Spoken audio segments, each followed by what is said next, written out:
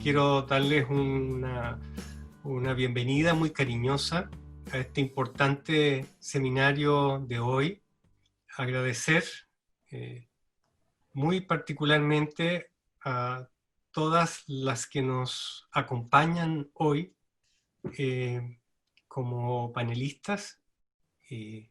Por favor reciban mi más sincero agradecimiento.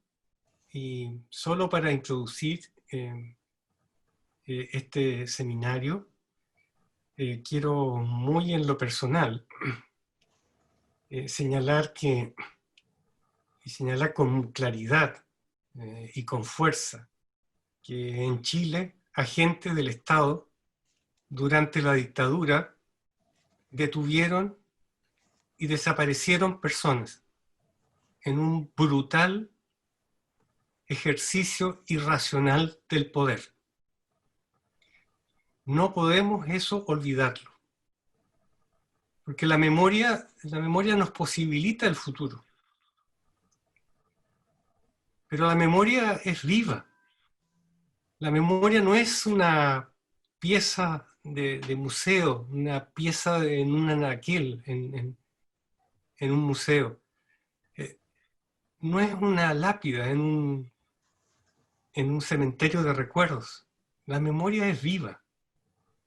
Y la memoria se nutre todos los días con cada atropello que cotidianamente siguen sucediendo en el ámbito de los derechos humanos, en nuestro país y en el mundo. Y cuando el Estado está capturado por las élites que ejercen el poder, el Estado sigue reprimiendo los derechos de las mayorías. Y la memoria viva nos impulsa a transformar justamente ese uso del poder. Y nos impulsa a transformar para que justamente el poder esté puesto en las manos de todas y en las manos de todos. Para que así nunca más. Necesitamos memoria y necesitamos seminarios como este, no solo para recordar, sino que para impulsar mañanas donde nunca más se detenga, se torture y se mate. Muchas gracias y que tengan un muy feliz seminario. Agradecemos las palabras del decano Osvaldo Artaza de la Facultad de Ciencias de la Salud y Ciencias Sociales, dándonos, ¿cierto?, el inicio a este seminario que hemos denominado Derechos Humanos, Memoria y Deuda Histórica, imperativo de la formación ética y profesional, ¿no es cierto?, en ciencias sociales. Agradecemos a quienes nos van a acompañar hoy día, justamente para plantear, ¿no es cierto?, desde sus testimonios y desde lo que ha sido también su experiencia, a las expositoras que hoy día nos van a llevar, ¿no es cierto?, justamente a una reflexión en el marco de lo que es este Día Internacional de las Víctimas de Desapariciones Forzadas y Nacional del Detenido Desaparecido. Que aun cuando es el 30 de agosto, faltan algunos días, quisimos, ¿no es cierto?, relevar desde el espacio universitario, desde la academia también, brindar un espacio y una instancia para que podamos justamente detenernos y revisar aquello que son estos testimonios y que justamente como señalaba el decano, ¿no?, que para que nunca más vuelva a suceder en Chile aquello que vivimos no solo en dictadura, sino también hace pocos meses atrás y en la cotidianidad. Vamos a comenzar con las exposiciones. Cada expositora va a tener un tiempo de aproximadamente 15 minutos. Les vamos a pedir a los participantes que están hoy día, ¿no es cierto?, atentos a estas presentaciones, que si tienen preguntas las puedan hacer llegar a través del chat de esta plataforma Zoom. Nosotros las vamos a ir recogiendo, y una vez que terminen las 5 presentaciones vamos a hacer un espacio de preguntas, de diálogo, ¿no es cierto?, y de reflexión compartida aquí con las expositoras. Agradecemos entonces la atención de todos y Vamos a iniciar esta primera presentación con María Emilia Tillú, ¿no es cierto?, doctora en Sociología de la Universidad de París 8, académica de la Universidad de Chile de la Facultad de Ciencias Sociales, coordinadora de la Cátedra de Racismos y Migraciones Contemporáneas de la Vicerrectoría de Extensión de la misma universidad y del Grupo de Migraciones del proyecto ACES Chile-Suecia y del Núcleo de Estudios, Cuerpos y Emociones. Dirige actualmente diversos proyectos sobre la temática y ha publicado libros, capítulos de libros y artículos al respecto.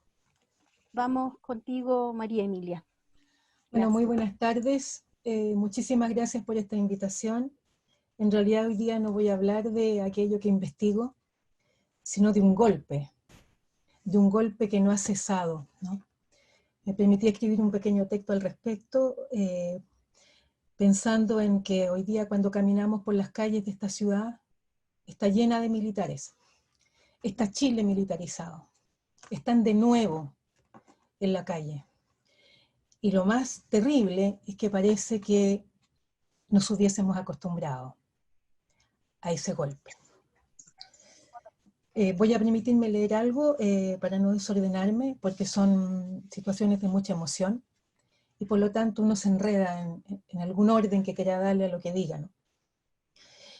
Obviamente lo que se diga tiene que ver con nuestra generación, con mis compañeros de curso desaparecidos, con mis amigos, con personas muy cercanas, ¿no? Y el hecho también extraño de haber sobrevivido, ¿no?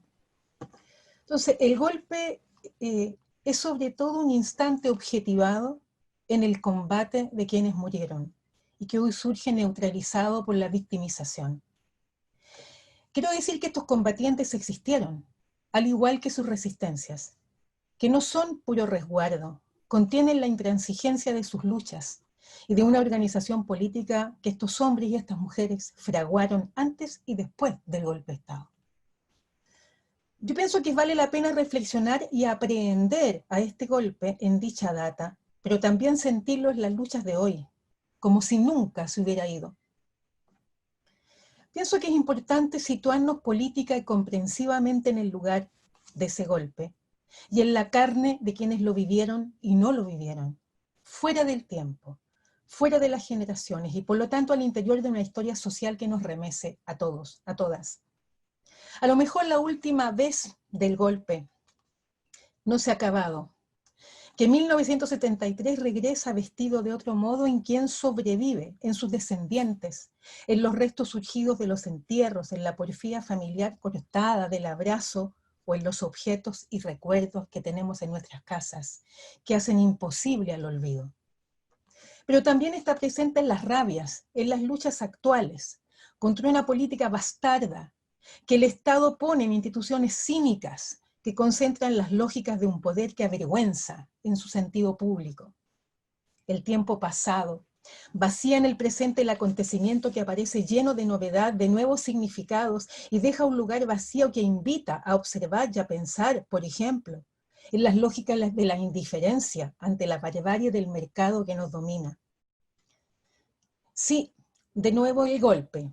Podríamos decir Santiago, podríamos decir 11, podríamos decir de septiembre. Parece que llovía, que lloviznaba, que estaba nublado. Algunos dicen que parecen haber sentido la lluvia en sus mejillas. Lo vivido, ya transformado y desordenado, regresa siempre como una idea materialista anclada en las experiencias sensibles de la memoria. La historia es más que una ciencia, es una forma de rememoración, advierte Benjamin. Tiene la fuerza transformadora que modifica el dato y también modifica el sufrimiento. Pero una fecha puede cubrir toda experiencia. El 11 de septiembre chileno satura el presente de sentido, extrae el pasado oprimido para liberarlo de esa pesadumbre y hacerlo regresar a una lucha política entendida, hoy, de otra manera y con tanta fuerza. Esa mañana de ese golpe está ahora aquí. Hay personas que aplauden y beben en las calles cuando arrestan a la gente y que tienen las mejillas rojas por el goce y la bebida. Mátenla, mátenlos a todos, aúlla una mujer cuando ve sacar a empujones a una chica de su casa. Mátenlos a todos, gritan algunos chilenos de Antofagasta contra los inmigrantes. Que se quemen todos, escriben furiosos ciudadanos al momento, recordemos, el incendio del 8 de diciembre en la cárcel de San Miguel. Mátenlos, que terminemos con ellos, se grita contra el pueblo mapuche. Échenlos, se dice contra los migrantes. La visión del presente surge temerosa de esta pesadilla de experiencias compartidas en torno a un golpe que obsesiona como puro pasado. Esa obsesión, esas imágenes apocalípticas prohibidas que proyectaron en Chile, reforzando el miedo a las luchas sociales, olvidando que más debiéramos temer a las amenazas de los gobernantes que sirven al mercado para esclavizarnos. Esa política país, como llamado común a la defensa de la patria, esa que hoy día muestran los camioneros, esa que se pudo ver antes con los camioneros, a la semana siguiente, antes, en las celebraciones del golpe, cuando la sociedad se volcó a comer y a bailar para el cumpleaños de Chile. Hay que abordar a la memoria, sin miedo, una memoria contable y contabilizada. Hay que conocer sus riesgos y conocer sus bordes. Hay que conocer el riesgo de ese Angelus Novus de Benjamin para una reformulación compleja del concepto de historia desde el cuadro de Paul Klee. Ese ángel de la historia que ve la catástrofe de los acontecimientos y que no puede despertar los muertos, ni reunir a los vencidos a causa del progreso que llega enredando sus alas. Le queda el futuro, le queda el presente, le queda esto que parece que hoy se llama democracia. Hay que alejarse de la historia y no reconciliarse con ella, porque hay que reflexionar críticamente sobre tantos arreglos que nunca repararán lo que está irremediablemente roto. La historia no es lo que resta del pasado como un antes inmóvil y descifrable en la objetividad que relata la historia de los vencedores, siempre la única historia que hemos aprendido, la de los vencedores. Es inmensa la deuda que tenemos con los olvidados de nuestra historia, con los del golpe y con los de antes del golpe, que en alguna parte nos esperan, para que los liberemos de su tormento, devolviéndoles la dignidad perdida de lo que fuera un acontecimiento revolucionario en el que realmente estuvieron. Impedir además que dicho acontecimiento regrese disfrazado de arrogancia. Son los vencidos anónimos de las poblaciones, de las fábricas, de pueblos alejados, de cités, de conventillos, de cárceles, de centros de encierro, entre tantos otros lugares que no se exhiben. Ante lo que Manuel Contreras repitió como el vae victas de los generales romanos para declarar el exterminio, queda el enfrentamiento de la política radical de una búsqueda creativa que se arma en cada intersticio, como aquellos por donde escapan los chicos de la calle, los chicos del Sename, para sobrevivir. Un modo de luchar tácticamente con las armas de los débiles, de los artistas, de los humillados, como múltiples contraconductas, como lo hizo un Papas Fritas, como las perras, como las performances, como los olvidados. Sí, Chile vivía una situación revolucionaria que no se quiere recordar públicamente porque la palabra revolución se quiere borrar. Había efectivamente un movimiento de masa que irrumpió en la escena sociopolítica.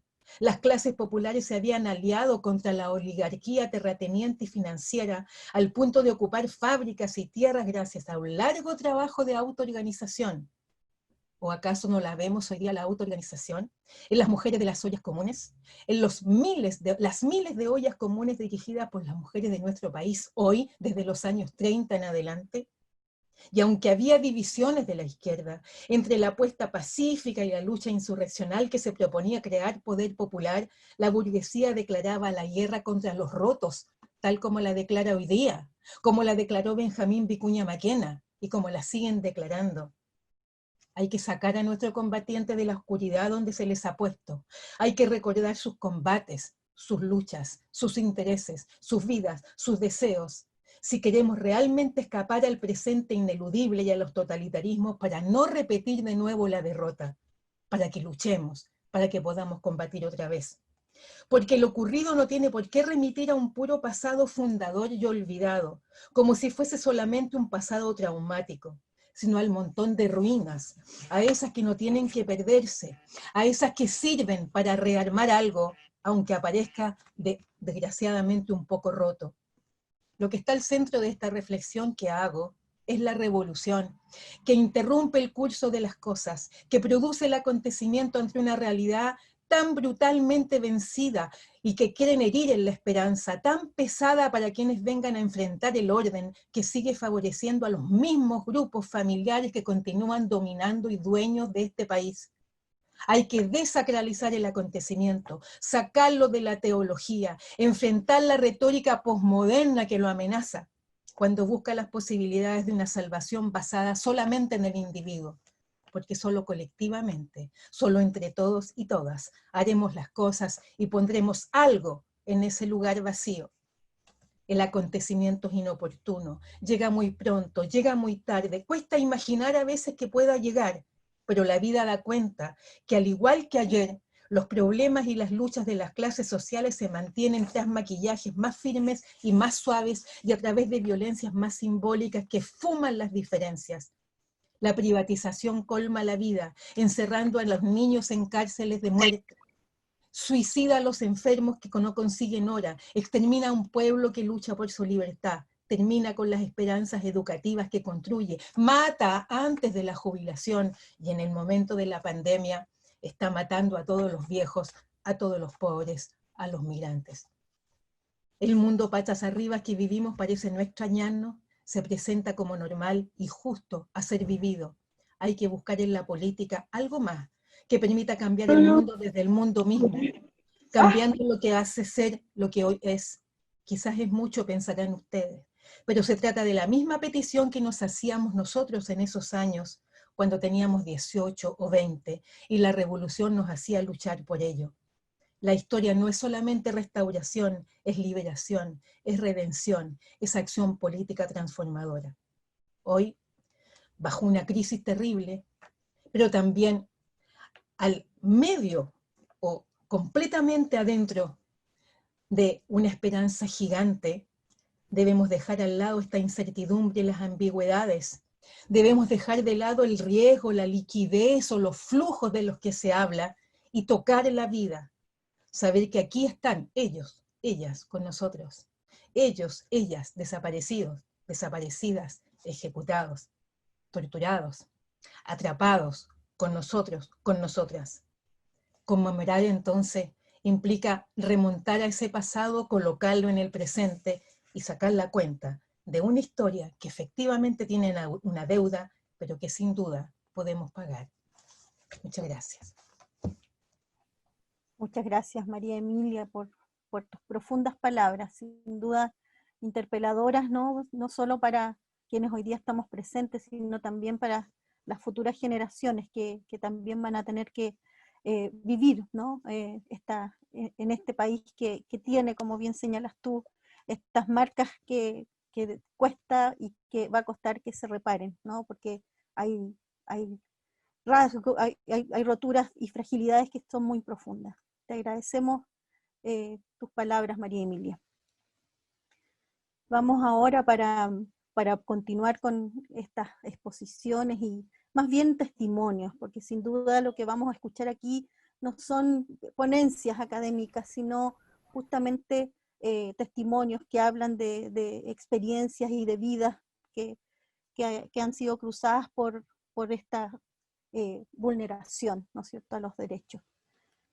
Les recuerdo que está abierto el chat para que puedan hacer preguntas o comentarios para que después podamos poner en común al finalizar las presentaciones. Vamos ahora con la presentación y con el testimonio también de Daniela Aceituno. Ella es colega, trabajadora social de la Universidad Tecnológica Metropolitana, UTEM, magíster en Ciencia Política de la Universidad de Chile, profesional especializada de las ciencias sociales en la sede regional metropolitana del Instituto Nacional de Derechos Humanos y docente adjunta de la Escuela de Trabajo Social de la Universidad Católica Silva Enríquez. Daniela, tienes tu espacio ahora para poder compartir con nosotros. Muchas gracias por la invitación, sobre todo, como decíamos, tras bambalinas, y antes de comenzar este encuentro, en un necesario preconmemorativo momento también a 30 años de la dictadura cívico-militar en Chile y en la antesala del 30 de agosto, que como tú decías, nos hace recordar, ¿cierto?, esta fecha tan significativa para la comunidad de derechos humanos como es el Día Internacional de las Víctimas de Desapariciones Forzadas, que es bueno también señalar que es un hito relevante para el derecho internacional de los derechos humanos, porque se promulga y surge como un recordatorio también de esa promulgación de la Convención Internacional para la protección de todas las personas contra las desapariciones forzadas, una temática que sin duda ha sido de preocupación para toda la región latinoamericana, a propósito también de la oleada de dictaduras. Compartimos heridas comunes ahí en ese sentido. Y lo que yo preparé como reflexión para poder conversar con ustedes en este espacio, a propósito también del título de este encuentro, tiene que ver con las siguientes ideas. Si pensamos en los derechos humanos como facultades o como garantías que tenemos las personas, ya sea de manera individual o de manera colectiva, y que de alguna manera también nos protegen para vivir libres de la intervención arbitraria del Estado, y a su vez ampliar los horizontes democráticos de exigibilidad. La educación propiamente tal, yo pensaba, es un dispositivo, un medio, pero también una finalidad que cumple un rol muy fundamental en esta materia.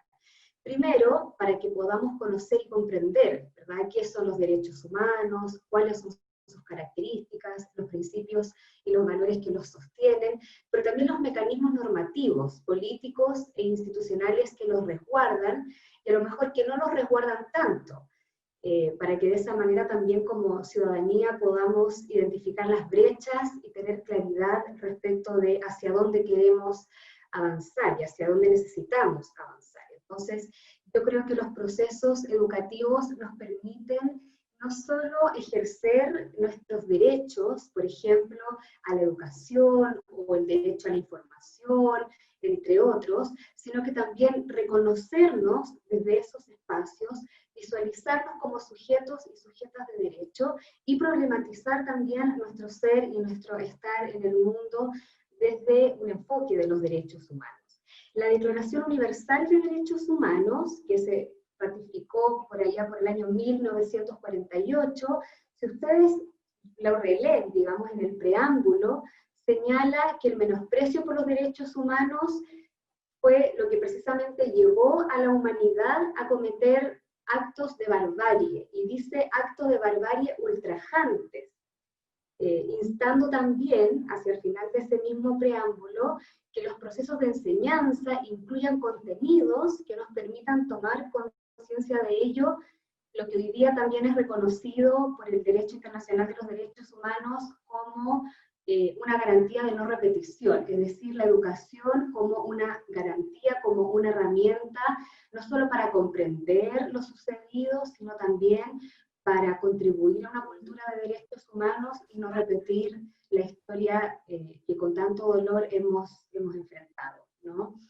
Y luego, además de esta Declaración Universal, también el artículo 13 del Pacto Internacional de Derechos Económicos, Sociales y Culturales, entre paréntesis, ratificado por el Estado de Chile, establece algo bien interesante con respecto a la educación, porque dice que debe orientarse hacia el pleno desarrollo de la personalidad humana y del sentido de su dignidad, y debe fortalecer el respeto por los derechos humanos y las libertades fundamentales. Entonces, la educación, pero también la educación en derechos humanos, se posiciona de doble manera, y eso es interesante poder compartirlo y que nos demos cuenta, como un componente del derecho a la educación, en tanto finalidad, pero también como un derecho en sí mismo, que de hecho más tarde, y en el año 2011, muy reciente en todo caso, va a estar enunciado en la Declaración de las Naciones Unidas sobre Educación y Formación en materia de derechos humanos.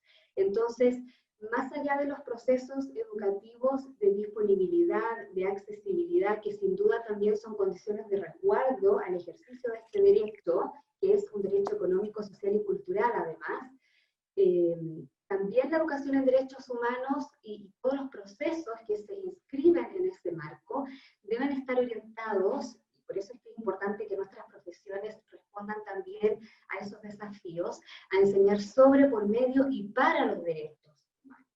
Y Entonces, en ese sentido, hay ahí una primera comprensión que es importante tener en cuenta, y que vinculado con el ámbito de las memorias, también hay una serie de disposiciones centradas en el derecho a saber, por ejemplo, también establecido como una garantía de no repetición, y que incluso es parte también del derecho a la verdad, que es un derecho individual, pero que sobre todo adquiere una visualización colectiva, porque es un derecho que hunde sus raíces en la historia para evitar que puedan reproducirse en el futuro las violaciones. Entonces, eso me parece que es algo interesante, y ahí ciertamente el Estado, y nuestro Estado de Chile en particular, pero todos los estados que por lo menos ratifican estos instrumentos, tienen la obligación de incorporar la educación en derechos humanos y la promoción, pero además la educación basada en el deber de memoria, ¿no? Y cómo eso también puede ser una garantía para toda la ciudadanía. Y en esto también, ante la falta de deber por parte del Estado, hay que rescatar sin duda el aporte que han hecho, por ejemplo, los sitios de memoria y conciencia. Pese a la falta de financiamiento, pese a la falta de una política estatal que regule la presencia, el reconocimiento y la importante labor que cumplen estos sitios en el tiempo, los sitios de memoria hay que destacar que han hecho un trabajo en materia de pedagogías de las memorias, que es muy importante también. Yo siempre digo que es un rol muy fundamental, que las organizaciones de la sociedad civil a través de los sitios de memoria lo han hecho también para contribuir, pero todo ese trabajo, que sin duda es un trabajo que hoy día requiere, por ejemplo, de una política estatal que les otorgue reconocimiento, permanencia en el tiempo, financiamiento, protección, precisamente frente a situaciones como las que hemos sido testigos hoy día, ¿no? Visiones negacionistas, justificadoras, indiferentes ante lo ocurrido, y ante toda la situación también de desprotección para los propios defensores y defensoras de derechos humanos, hablan de la necesidad que tenemos de empujar hacia un Estado chileno fuerte también, y responsable a través de sus obligaciones en materia de educación, en derechos humanos y de promoción también. Y también, bueno, comentarles que en este marco el Instituto Nacional de Derechos Humanos, mediante sus informes anuales, ha destacado a la educación en derechos humanos como un componente de la calidad de los procesos educativos. Por mucho tiempo hemos sido testigos de consignas ciudadanas y de los movimientos estudiantiles que han señalado la necesidad de una educación pública, gratuita y de calidad, ¿verdad? Entonces, en este contexto también nosotros desde el Instituto agregamos, pero con una educación en derechos humanos, lo que supone también una reforma global al sistema educativo, sobre todo en lo que refiere a sus mecanismos de acceso que son altamente segregadores, a sus programas, planes y textos de estudio que incorporen, digamos, estas temáticas, y a todo su personal docente para poder impulsar entonces procesos formativos en derechos humanos y con perspectiva de derechos en la formación, estamos hablando preescolar, básica, media y sobre todo también universitaria o en lo que refiere al ámbito de la educación superior en términos generales. De esa manera el Instituto ha señalado, por ejemplo, en el año 2011, a través de su informe anual, que el Estado debe promover el desarrollo, mantenimiento y profundización de la educación en derechos humanos en el sistema formal y también en los sistemas informales y no formales. Y también evitar cualquier acción que implique un retroceso en estas materias. Ahí no podemos olvidar que hay un principio de progresividad y no regresividad que es muy importante cautelar en estos ámbitos. El año 2011 también el Instituto incluso hizo un llamado al Poder Ejecutivo para poder avanzar decididamente en una integración explícita de la educación en derechos humanos a nivel curricular, pero también de prácticas en todos los niveles y ámbitos de la enseñanza, incluidas las Fuerzas Armadas de Orden y Seguridad. Y así también, el año 2014, el Instituto reiteró una recomendación que ya había hecho anteriormente al Poder Ejecutivo respecto de elaborar un Plan Nacional de Educación en Derechos Humanos, que en el caso de nuestro país también es un desafío pendiente, y además un plan que tuviera amplia participación de distintos sectores de la ciudadanía. Y también una articulación, por cierto, que fue una de las recomendaciones también de otro informe anual del año 2015, en este caso, de que las diferentes iniciativas legislativas que abordaran la materia pudieran también complementarse con una institucionalidad responsable del diseño. Entonces, ¿por qué estoy planteando todo esto? Porque no solo hablamos de ciertos ideales románticos o de ciertas convicciones políticas que podamos tener, sino que también se necesita materializar estos anhelos que además, reitero, constituyen una obligación para los estados, ¿ya? Y en ese sentido planteamos que la educación en derechos humanos debiera ser obligatoria, no opcional, para todos los niveles de la educación formal y también no formal e informal, poder, digamos, hacerse carne en esos espacios, y tanto de manera transversal como de manera específica. Ahora, desde las perspectivas de las profesiones, también un poco asumiendo la invitación que nos hicieron a este espacio, y a partir de diversos análisis curriculares, hemos logrado analizar e identificar que en el caso de algunas carreras que hemos considerado clave, como por ejemplo Derecho, Periodismo, Pedagogías y Trabajo Social, queda demostrada a través de estas indagatorias la baja y casi nula integración de los derechos humanos en los planes formativos. Y todo ello resulta complejo si nos situamos desde el imperativo ético y político que guía a las profesiones de las ciencias sociales, ¿no? Y si revisamos, por ejemplo, la gran mayoría de los códigos de ética, de declaración de principios, se comprometen con estos ideales de dignidad, de justicia, de promoción del ser humano. Por lo tanto, hay un telos, hay un fin último allí, que se ancla en la identidad disciplinar de las profesiones, que está declarado, pero que en la práctica no está teniendo un correlato en la formación. Y esta situación se vuelve aún más compleja si pensamos que el quehacer profesional y práctico de las profesiones, hoy día las circunscribimos en este foro a las ciencias sociales, pero en general las ciencias médicas, las ciencias de otras áreas también, colaboran con intervenciones y procesos diversos ante una ciudadanía dinámica que hoy día sabemos está consciente de sus derechos, sumado a realidades complejas que requieren respuestas a multinivel e interdisciplinarias. Entonces, hace sentido, hoy más que nunca también, una educación en derechos humanos que no solo nos permita reconocernos como sujetos o sujetas de derecho en un escenario cambiante, politizado, y estamos también de cara a un plebiscito, un proceso constituyente, sino que también necesitamos una educación que, más allá de responder a la contingencia,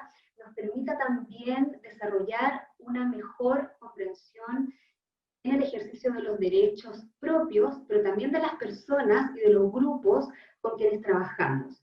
Por ejemplo, hay ciertas profesiones, como la profesión que yo estudié, trabajo social, pero también psicología, pedagogías, en general muchas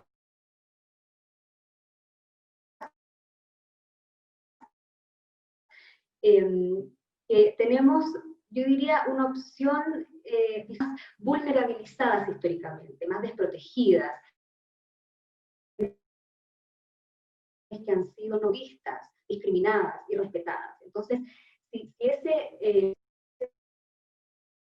esa finalidad está instalada allí, desde la formación,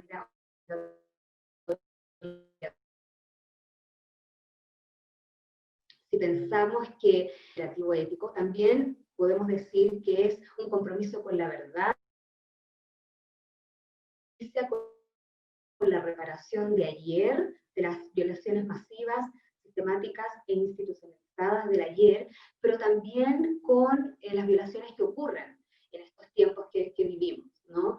Pero también tiene que ver entonces con la redignificación de las personas, de las organizaciones, de sus realidades, de los movimientos situados también en los anhelos del presente.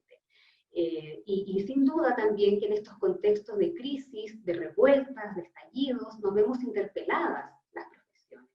Y allí yo creo que a la luz del enfoque de derechos humanos tenemos que necesariamente también preguntarnos, ¿no? ¿De qué manera estamos contribuyendo a una cultura de respeto a los derechos humanos en distintos ámbitos y espacios y con diversos sujetos?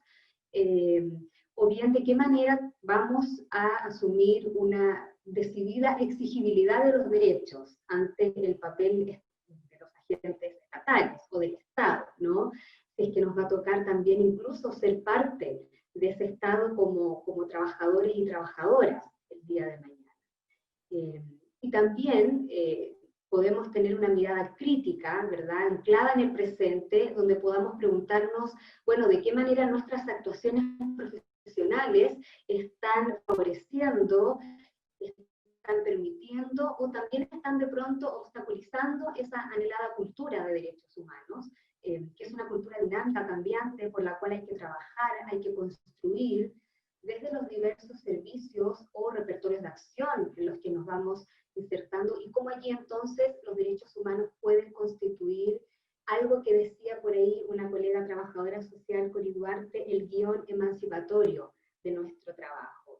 Claro, ella lo pensaba un poco desde el trabajo social, pero sin duda, mientras las profesiones estemos al servicio de las personas, es una reflexión que nos toca, yo creo, a todas, de alguna manera. Y en ese sentido, las universidades, a propósito de que estamos en un espacio convocadas por la UDLA, yo creo que deben recoger también ese guante, ¿no?, respecto de la inclusión de la educación en derechos humanos y de la institucionalización también de esos procesos a través de la investigación con foco en los derechos humanos. Sabemos que hoy día es escasa porque no hay producción o tanta producción como la que quisiéramos. Los fondos para investigar no están tampoco centrados en estas temáticas, y lo mismo ocurre con los procesos de sistematización, de vinculación, de extensión con el medio, y también con la formación, ¿no?, que también yo creo que en este contexto requiere ser problematizada a la luz de la pedagogía de los derechos humanos. Y preguntarnos también qué tipo de formación tenemos y qué tipo de formación necesitamos ir desarrollando. ¿Es una formación tecnócrata centrada en competencias, o si es una formación que tiene como foco, como norte, ser un aporte, por ejemplo, para las políticas públicas con enfoque de derechos humanos?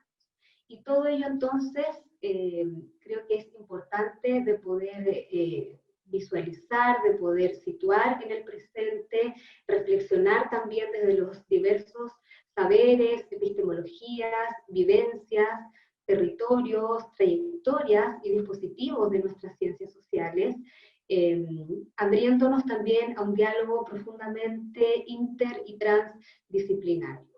Y sobre todo también, y con esto voy a terminar, revisar las nociones de justicia con las cuales estamos trabajando, ¿no? ¿Qué entendemos por ellas? Si preferimos visiones quizás desde un cálculo más bien utilitarista y nos conformamos con un principio de, entre comillas, máxima felicidad, o si podríamos también apostar a estrategias profesionales desde nuestros planteamientos, desde nuestras prácticas, desde nuestras aportaciones en el mundo de lo laboral, aquellas que estén basadas, por ejemplo, en el reconocimiento de las personas, de sus luchas, de sus historias, de sus huellas, y preguntarnos entonces cuáles serían esos rasgos más emancipadores de cada una de nuestras profesiones, ¿no?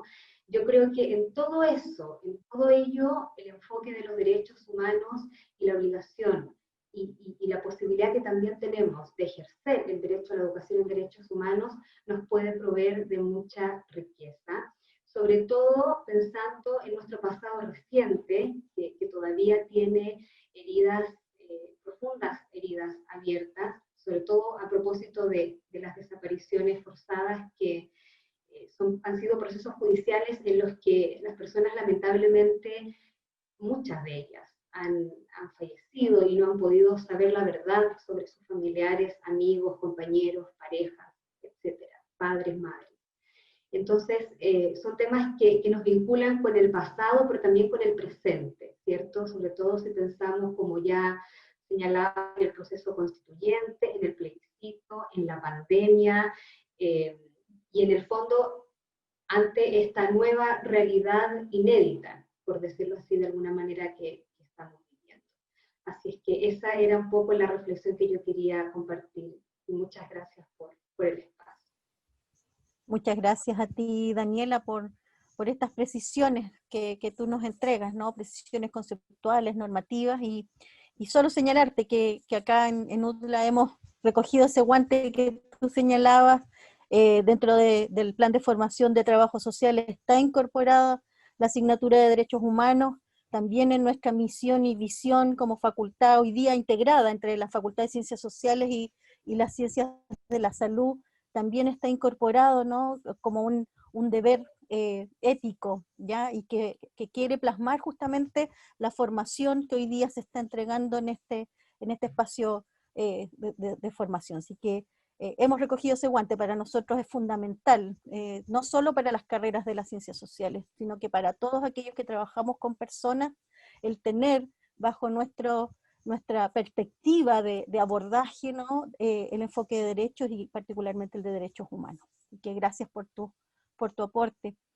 Vamos ahora con las palabras de Pamela Cáceres Mesa, psicóloga de la Universidad Diego Portales, magíster en Psicología Clínica, Trauma y Psicoanálisis Relacional de la Universidad Alberto Hurtado, ILAS, integrante y docente también del equipo ILAS del Instituto Latinoamericano de Salud Mental y de Derechos Humanos.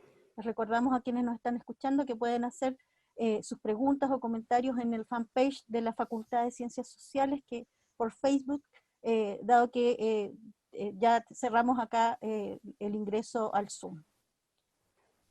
Vamos contigo, Pamela. Ok, muchas gracias, Paula. Buenas tardes a todos. Quiero comenzar, en primer lugar, agradeciendo a la Universidad de las Américas, al decano Osvaldo Artaza y en especial a todo el equipo organizador por la invitación a este panel. Juntarnos a reflexionar en torno a la conmemoración del Día Internacional de los Detenidos Desaparecidos y Desaparecidas es un importante ejercicio de memoria histórica y de reconocimiento a las víctimas y sus familiares, y un imperativo ético en sí mismo para las ciencias sociales.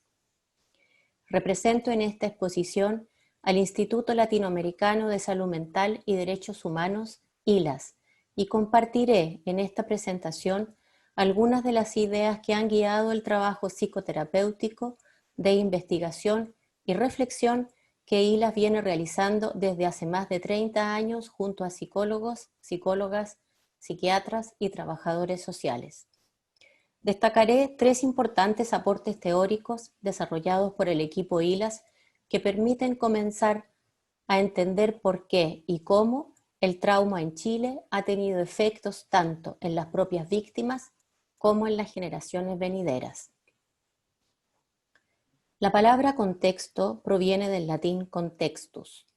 El prefijo con indica unión, relación, y textus significa tejido, entrelazar. Es decir, la palabra contexto nos lleva a observar el tejido, la trama, los nudos, el espacio y las relaciones. Un contexto no nos indica un resultado, sino que nos invita a observar los procesos. Aludo al contexto porque pienso que hoy, y esto no es metafórico, es real, ninguno de nosotros estamos inmunes al contexto que estamos viviendo como país desde octubre del año pasado. La mezcla de emociones probablemente ha sido una constante, más o menos para todos. Los temores, incertidumbres y el cansancio de nuestros pacientes estos días son también los nuestros. Lo permeables que somos al contexto social es precisamente porque somos sujetos sociales, y por lo mismo agradezco especialmente la presencia de todos ustedes en el actual contexto web. En ILAS En estos más de 30 años de vida institucional, hemos conocido a 4 generaciones: a las madres y padres de las víctimas, a sus parejas, a las hijas e hijos de las víctimas y a sus nietas y nietos. Hemos ido viendo transitar la evolución del dolor y hemos sido testigos de cómo el trauma se ha ido traspasando en silencio, en cada caso con su particularidad de generación en generación. La mayoría de las madres y padres de las víctimas directas hoy ya no están. Ellas y ellos, junto a esposas y esposos de las víctimas, fueron quienes durante los años más difíciles asumieron la denuncia de lo que ocurría con sus familiares. Personas que nunca imaginaron lo que tendrían que vivir. Mujeres que expusieron su vida por denunciar la verdad en una sociedad en que la mayoría no creía que el horror fuera cierto. En la mayoría de los casos, esas personas no tuvieron espacio para vivir el duelo de haber perdido una hija, un hijo, un esposo, una esposa. En el último tiempo han llegado a consultar las nietas y nietos de las víctimas directas. Ellos hoy son jóvenes, hombres y mujeres, con mucha incertidumbre de lo que les sucede, temores inexplicables, inseguridades, angustias y penas vagabundas. Algunos no saben mucho de lo que les sucedió a sus abuelos o abuelas, ni lo que vivieron sus padres y madres en la infancia. Otros saben demasiado, porque con el deseo de proteger a otros familiares de la experiencia dolorosa, asumieron roles que sus padres dejaron pendientes. Es preciso decir que hay mucha humanidad en estas 4 generaciones invisibilizadas por la sociedad, mucho esfuerzo y amor, mucha soledad y solidaridad, mucho dolor y entereza, mucha ternura y hasta alegría.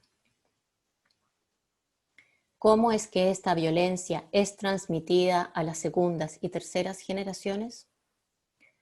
Las reflexiones post-Holocausto sobre las consecuencias y el daño que tienen sobre los individuos y la sociedad las situaciones de violencia política han permitido concluir que la recuperación de la memoria de los acontecimientos es un proceso necesario para poder elaborar dichos daños, tanto a nivel individual como social, para que las situaciones no se repitan y para que los efectos sobre la sociedad y específicamente sobre las segundas y terceras generaciones de las víctimas sean mitigados. Respecto de la pregunta concreta de cómo es que se transmite el trauma de una generación a otra, se han diferenciado y distinguido a grandes rasgos 3 aspectos. El primero de ellos es la capacidad de empatía de los padres con sus hijos, la que se vio afectada por la experiencia del Holocausto. El segundo aspecto dice relación con el impacto del trauma del Holocausto en la estructura de personalidad de los padres, lo que conduce a que los hijos se sientan muy cercanos a la experiencia de sus padres o se rebelen frente a dichos rasgos, pero en definitiva no pueden sustraerse a ellos. El tercer aspecto se refiere a la amalgama que realizan los niños con el conocimiento de lo que realmente les ocurrió a sus padres, lo cual tiene un papel preponderante cuando lo ocurrido se trata como un secreto familiar. El daño de los padres que se transmite a la generación siguiente se expresa en síntomas y en la exigencia de cumplir con éxito mandatos familiares que en la mayoría de los casos son contradictorios entre sí. La conceptualización teórica de los efectos psíquicos y psicosociales de las vivencias de situaciones de violencia extrema ha sido agrupada bajo la noción de trauma psicosocial o trauma político. Fue Ignacio Martín Baró, psicólogo, filósofo y sacerdote jesuita español, que dedicó la mayor parte de su vida a la investigación de la difícil realidad social y política de El Salvador, quien propuso el concepto de trauma psicosocial para abordar los problemas psicológicos y sociales derivados de determinados contextos sociohistóricos. Este concepto destaca que las raíces de las heridas que afectan a las personas no se encuentran en el individuo, sino en la sociedad, y que por su misma naturaleza, la herida se alimenta y mantiene en la relación entre el individuo y la sociedad a través de diversas mediaciones institucionales, grupales e individuales que se construyen y afectan dialécticamente. En nuestro país, y ante la insuficiencia de las categorías diagnósticas de síndromes psiquiátricos relativos al trauma, los profesionales de ILAS desarrollaron el concepto de traumatización extrema para referirse a las traumatizaciones de origen sociopolítico. Este término, por un lado, enfatiza el hecho de que ha ocurrido un trauma y, por otro, el agregado de extrema apunta a la naturaleza específica del trauma, que ni en su manera de ocurrir, ni en sus consecuencias a corto y largo plazo, ni en su sintomatología, ni en sus implicancias sociopolíticas, puede ser comparado con otros eventos traumáticos como, por ejemplo, un terremoto o un ataque al corazón. Es un tipo de traumatización que desborda la capacidad de estructura psíquica de los sujetos y de la sociedad de responder adecuadamente a este proceso. Este proceso de traumatización no está limitado en el tiempo y se desarrolla en forma secuencial. Familiares de detenidos desaparecidos. ¿Duelo posible o imposible? Los hijos de los ejecutados en los campos de concentración, como los hijos de los sobrevivientes del Holocausto y las generaciones posteriores, pueden permanecer a través del tiempo en una situación de duelo pendiente en relación a sus padres o abuelos. Los hijos y nietos de los detenidos desaparecidos, ejecutados políticos y torturados durante la dictadura militar en Chile, también pueden continuar a través del tiempo con una situación de duelo pendiente. El silencio en que se han mantenido estas historias ha opacado la verdad social. La sociedad ha optado por verlo como una nebulosa del pasado a la que no sirve darle más vueltas, apareciendo en las víctimas la soledad, el vacío y las angustias primitivas. Estos sentimientos se convierten en una fuente de conflictos internos y de vulnerabilidad frente a otras situaciones traumáticas que se expresan en el gesto, en la mirada, a veces en un síntoma físico, o en rasgos anclados en el carácter como la aprehensión y el temor permanentes, dando como resultado un clima afectivo que se transmite hacia los hijos. Existe un anudamiento traumático entre la violencia institucionalizada, la situación traumática y la construcción de la memoria social que incidirán en la transmisión generacional del daño. La desaparición forzada de un familiar ocasiona un quiebre que no solo remite a un acontecimiento pasado, sino que es un pasado que sigue siendo vivido en el presente. El quiebre no solo divide a la familia en un antes y un después, también establece una brecha entre quienes han sufrido directamente la represión política y quienes, no habiéndola sufrido, la silencian, la niegan o la justifican.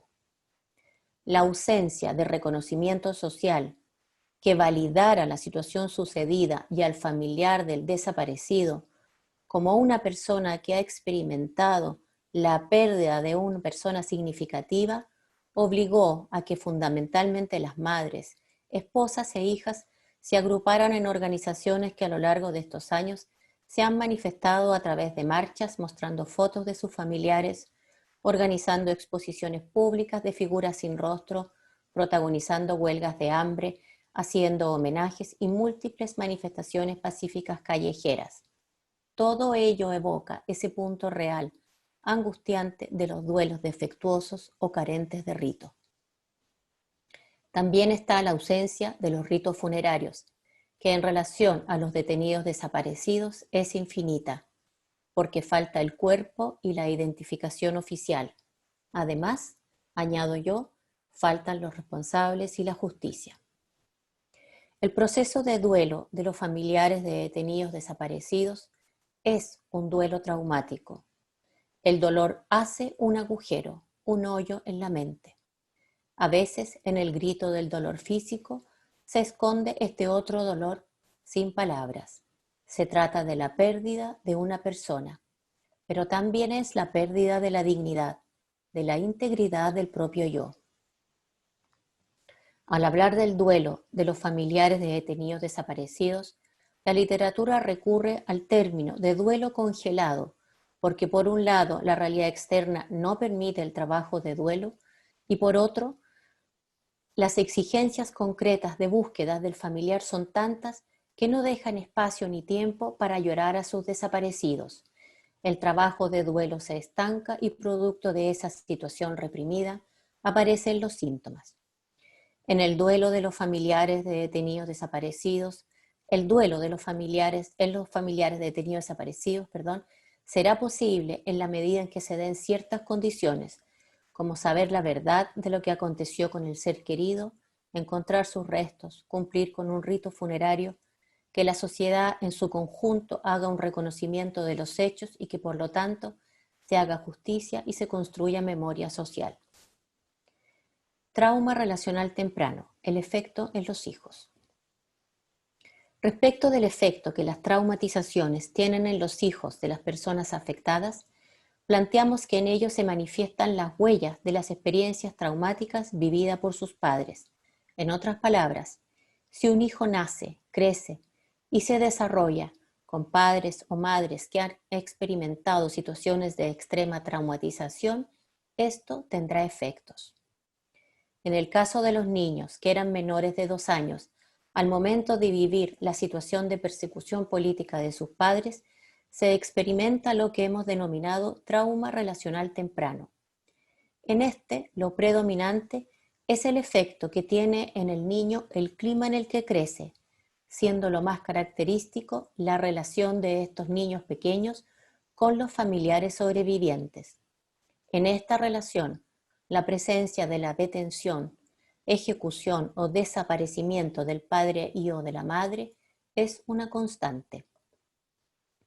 Los niños, hijos y nietos de detenidos desaparecidos crecieron en una atmósfera de violencia en la que la presencia de la muerte no confirmada siempre estuvo presente. No era fácil tampoco para las madres y padres en ese tiempo comprender los procesos internos de sus pequeños hijos. La preocupación fundamental de las personas adultas era proteger a sus niños y que éstos pudieran llevar una vida normal, al mismo tiempo que buscaban intensamente al familiar desaparecido. Es decir, los niños crecieron en una familia devastada por el dolor, en la que además predominaba la necesidad de investigar y denunciar. Esas niñas y niños fueron perdiendo infancia con la historia a cuestas de un padre y o madre detenido o desaparecido. En otras palabras, los hijos están inevitablemente incorporados en esta compleja dinámica. Son estas las personas, ahora adultas, quienes año a año han ido llegando a hilas a propósito de situaciones difíciles que la vida les presenta. Hay en ellos un entrecruzamiento tanto del duelo imposible de un abuelo detenido o desaparecido como de un trauma relacional temprano. La elaboración de este entrecruzamiento es una tarea titánica que nadie puede hacer sin ayuda. Finalmente, he de recalcar que en ILAS consideramos que el efecto traumático de estas experiencias dependen directamente de la presencia o ausencia de legitimidad proveniente del contexto social. Si la sociedad se desentiende de los hechos que ocurrieron, entonces la cualidad, magnitud y efectos de lo traumático no tendrán otro lugar de expresión que la subjetividad de los afectados. Los diagnósticos psiquiátricos, los problemas emocionales y las manifestaciones somáticas se transforman en las únicas manifestaciones visibles de lo ocurrido. La vinculación con el contexto social es un eje central del trabajo psicoterapéutico y, por tanto, de la comprensión teórica y práctica de las personas que han sufrido violaciones a los derechos humanos. Las comisiones Rettig y Valech dieron un piso importante de verdad, y en estos años hemos podido ver cómo ese reconocimiento del Estado ha permitido a tantas personas presentarse hoy con toda la dignidad que corresponde, como yo soy Valech, o mi padre es Retic.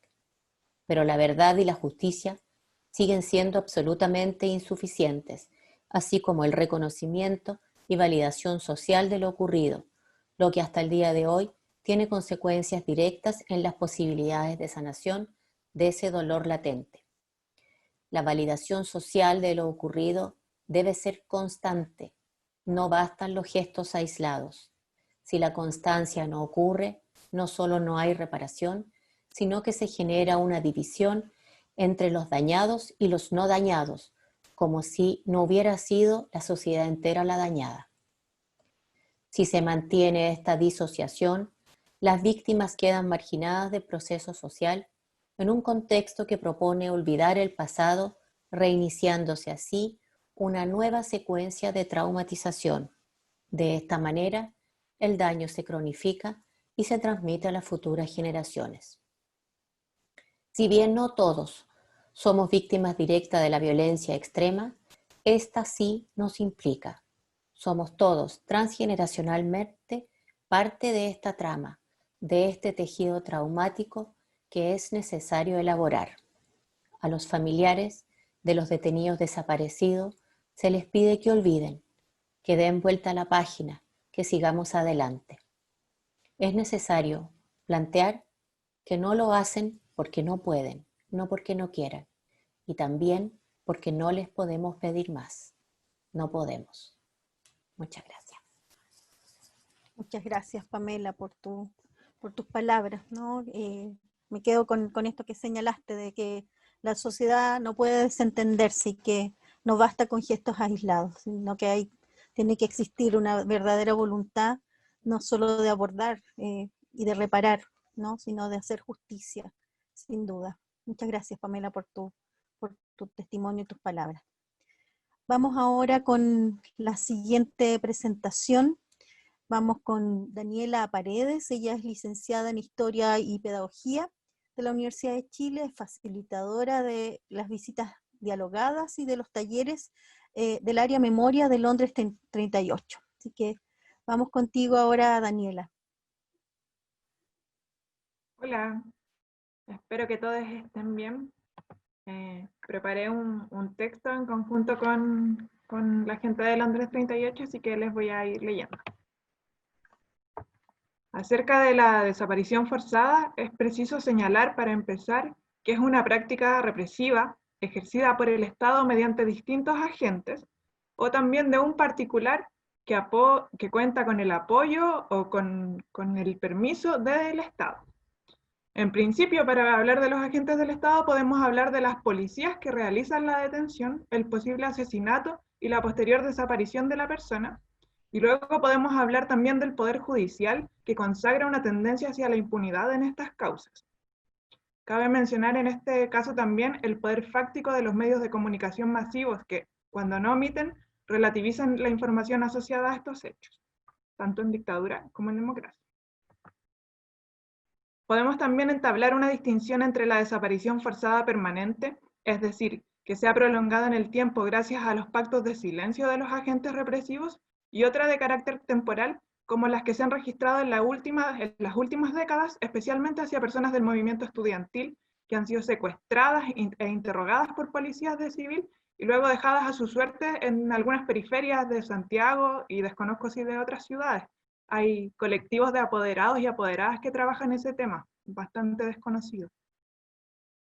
En cuanto a los fines de la desaparición forzada, esta práctica, especialmente en dictadura, ha tenido una racionalidad política, que a través de la aniquilación de una o varias personas ha perseguido la desarticulación de organizaciones políticas opositoras del régimen imperante y la propagación del terror tanto a las comunidades más próximas al caso como a la población en general.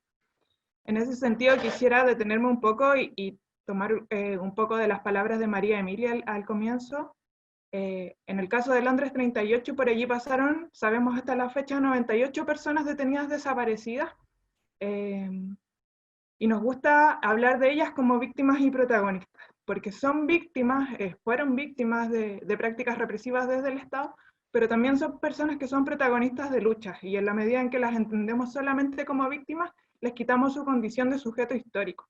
Y ahí cabe preguntarse ¿quiénes son estas personas? ¿Qué clase de selección se hizo desde el Estado? Y si pensamos en las 98 en particular, vamos a ver que se trata de hombres y mujeres, en su mayoría jóvenes, entre 20 y 25 años la gran mayoría, y más de un 90% de quienes pasaron por Londres 38 tenían una militancia política. La mayoría pertenecían al MIR, al Movimiento de Izquierda Revolucionaria, y gran parte también a los partidos socialista y Partido Comunista.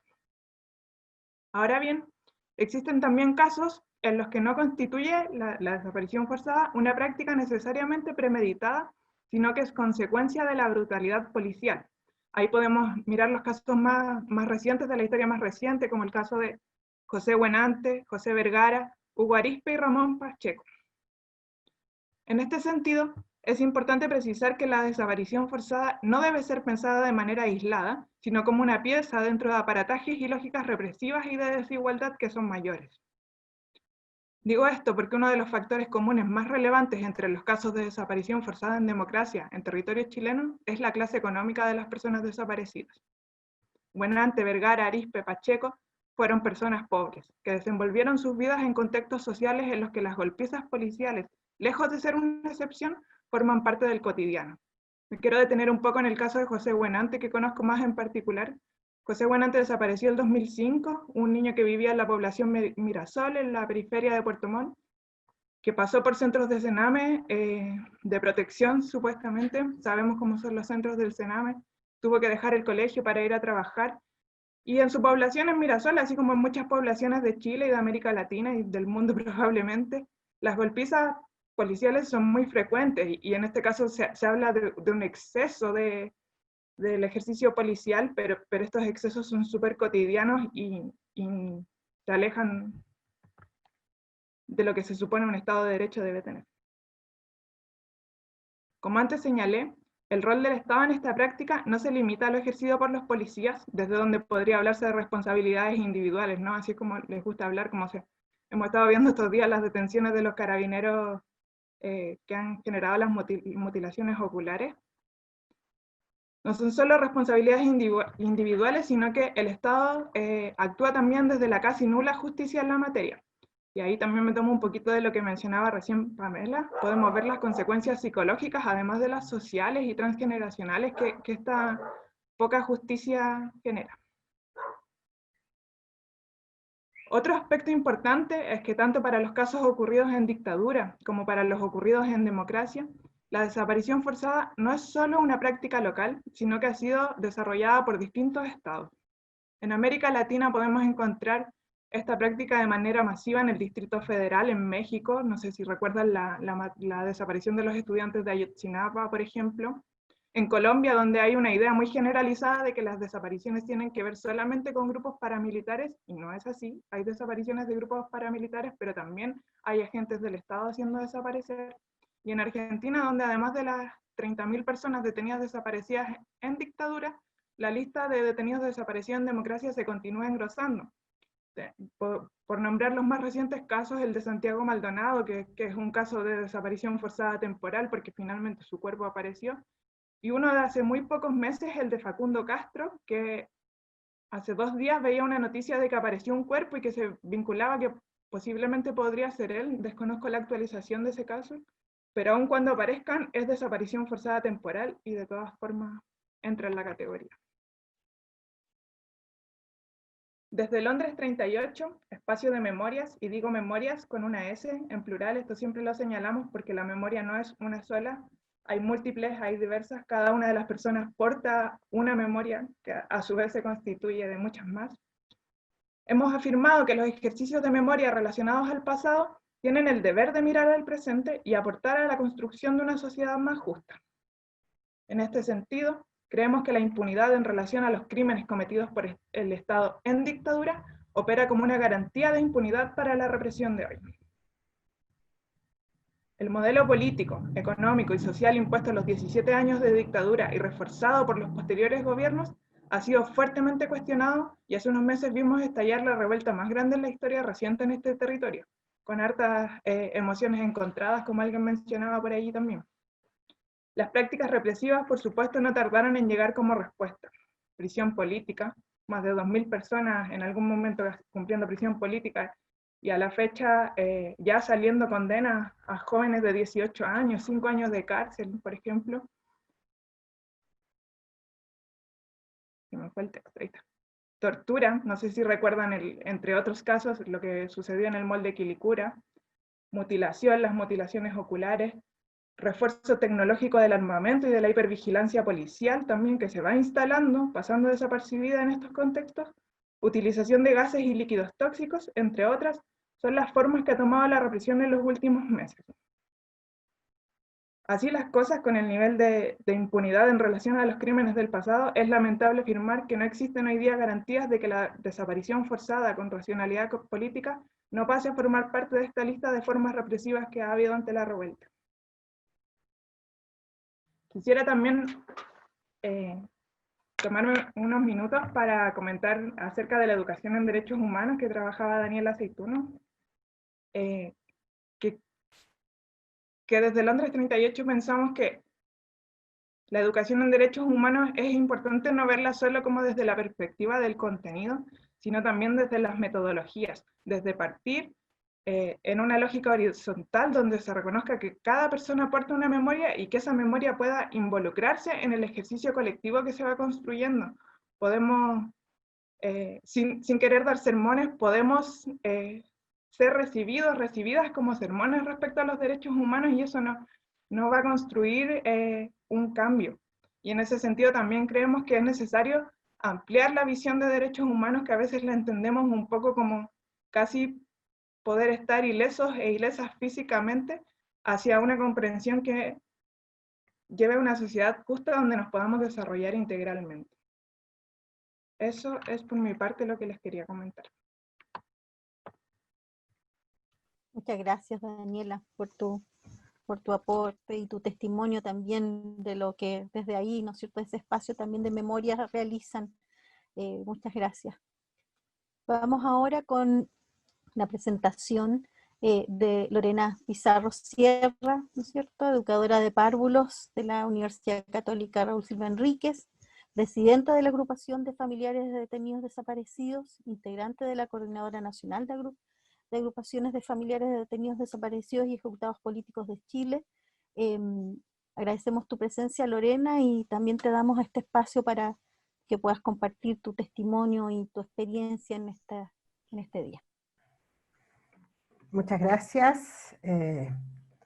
Primero, gracias por invitar a la agrupación, por realizar estos necesarios espacios de reflexión, de análisis, para la construcción de un país distinto.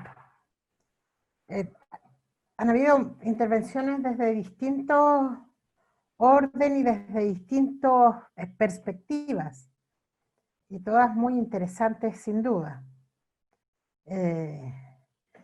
Debo reconocer que la exposición de Ilas me dejó reflexionando mucho. Yo soy hija de un detenido desaparecido.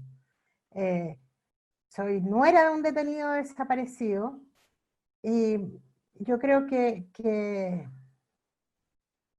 los traumas psicológicos los enfrentamos cada familiar desde la particularidad, pero sí hay algo que a todos y todas y todes nos ocurre, y solo para decir porque me afecta en lo personal, la impunidad más obscena que se ha instalado desde el año 90, creo que ha sido un eje gravitante para las permanentes retraumatizaciones de quienes somos familiar de un detenido o detenida desaparecida. Es tan obscena, ha sido tan obsceno el actuar de los distintos gobiernos, que lo último que hemos tenido que enfrentar, y no solo los familiares de detenidos y detenidas desaparecidas, en general, quienes luchamos contra la impunidad de la dictadura cívico-militar, es tener casi que defendernos cuando nos oponemos a la libertad de los genocidas, y casi decir, no somos los malos de la historia, ellos son los malos. Yo creo que esas retraumatizaciones se agudizan más efectivamente por el maltrato que ha existido a partir del año 90 para violaciones de derechos humanos y lo que ello significó. Porque nosotros siempre decimos de la dictadura no podíamos ni debíamos esperar nada, solo combatirla. Cuando un país dice que sale de una dictadura, salvo este que salió con una transición muy tutelada, observamos las aberraciones que hemos vivido desde el año 90. Yo voy a hablar del 30 de agosto, el Día Nacional e Internacional del Detenido y la Detenida Desaparecida, desde varias ópticas, porque a nosotros como organización lo primero que quiero señalar que fuimos unas incansables luchadoras porque el 30 de agosto se declarara como Día Nacional en Chile. No para que fuera un día que estuviese en el calendario y que lo tuviésemos ahí como parte de la emoción que aparece ahí. Porque la lucha por la defensa de los derechos humanos y particularmente contra la impunidad de los crímenes de la dictadura cívico-militar ha tenido una característica muy siniestra por parte de los gobiernos de la transición y por la élite política que ha gobernado, que es querer situarnos en un espacio melancólico, casi romántico, que pertenece a temas del pasado y que por lo tanto es tiempo de dar vuelta a la página. Las entendemos porque la mayoría hemos sido mujeres las que hemos dado esta lucha, las entendemos, esa gran capacidad de amor, pero hay que continuar. El 30 de agosto es la necesidad de que el Estado, el país, asumiera que en Chile se implementó una práctica de exterminio como la desaparición forzada. Yo quiero contarles que en la década de los 80, la Federación Latinoamericana de Familiares de Detenidos y Detenidas Desaparecidas fue quien impulsó el 30 de agosto como el Día Internacional del Detenido y la Detenida Desaparecida. Y desde entonces, desde el año 90, que nuestra organización empezó a bregar porque esto se hiciera una realidad en Chile. Y les quiero decir que recién en el año 2006 lo logramos, con los argumentos más cobardes y más infames, y así de claro, para no decretarlo. Y sin embargo era tan fácil como la firma de quien gobernaba en el momento. El año 2010 la ONU, producto del crecimiento de esta práctica de exterminio, también lo declara como Día Internacional y lo reconoce porque pone una alerta mundial sobre la práctica sistemática de exterminio que es la desaparición forzada. Cuando en Chile y en Latinoamérica y el Caribe, en la década de los 70 y en la década de los 80, y un poco antes, en la década de los 60, se empezaron a vivir las dictaduras cívico-militares, les quiero compartir que la práctica de la desaparición forzada no era una práctica sistemática de exterminio. Solo la historia de la humanidad como práctica de exterminio la habíamos conocido, obviamente, bajo el nazismo y en el conflicto que hubo en el siglo pasado entre Argelia y Francia. No era una práctica regular y por lo tanto no era que los familiares asumíamos que éramos familiar de un detenido desaparecido, y quizá esto vincula a lo que dice Pamela Cáceres. Nosotros no nos dijeron de un día para otro, usted asúmase hija de un detenido desaparecido, esposa de un detenido desaparecido. Fue un proceso que quizás de la manera más brutal entendimos que estábamos frente a una práctica de exterminio, y también en el resto del continente latinoamericano. Por eso, en el año 1978 se crea la Federación Latinoamericana de Familiares de Detenidos y Detenidas Desaparecidas, porque lo cierto es que producto de la persistente lucha de la agrupación a lo largo de todo el país y la presión que se ejerció sobre la dictadura, que recuerden los trataba de presuntos a nuestros familiares, se realiza la primera operación de aparatos represivos, de coordinación de aparatos represivos, que nosotros siempre decimos que es el germen, el inicio del Plan Cóndor, que es la Operación Colombo. La Operación Colombo, que a mediados del año 75 se hacen dos publicaciones que contienen el nombre de 119 personas, chilenos, chilenas, que los diarios nacionales titularon cosas tan obscenas como en el año 1975 extremistas se asesinan como ratas en el extranjero y titulares similares. Esto, al revisar los familiares en el año 1975, esas nóminas, se dieron cuenta que las 119 personas que allí aparecían supuestamente en una publicación de una revista en Argentina y de un diario en Brasil que tuvieron la primera una edición y la segunda solo 2 ediciones, contenían el nombre de esos hombres y mujeres que tenían recursos de amparo y que las mujeres de la agrupación salían a la calle a decir que estaban secuestrados y que no les reconocían la autoridad. Allí se asume que estamos frente a una práctica de exterminio distinta, que era hacer desaparecer personas, donde el Estado incluso recurría a aparatos represivos de otros países como Argentina y Brasil para justificar la implementación de esta práctica de exterminio. Y eso significó que si bien la organización existe desde el mismo día del golpe, porque los familiares tuvieron que empezar a buscar a aquellos que sacaban de sus casas, que fueron, quiero recordar por ejemplo que hay detenidos desaparecidos del Palacio de la Moneda desde el mismo día del bombardeo a la Moneda. Entonces los familiares iniciaron la búsqueda en los primeros días del golpe de Estado. Y a partir de mediados del año 1975 se forma oficialmente la agrupación de familiares de detenidos, y hoy día decimos, y detenidas desaparecidas. Fíjense que era muy tremendo, ¿ah? Porque yo tengo a mi padre que desaparece el 15 de diciembre de 1976, y uno llegaba a la Vicaría de la Solidaridad, nuestras madres presentaban el recurso de amparo.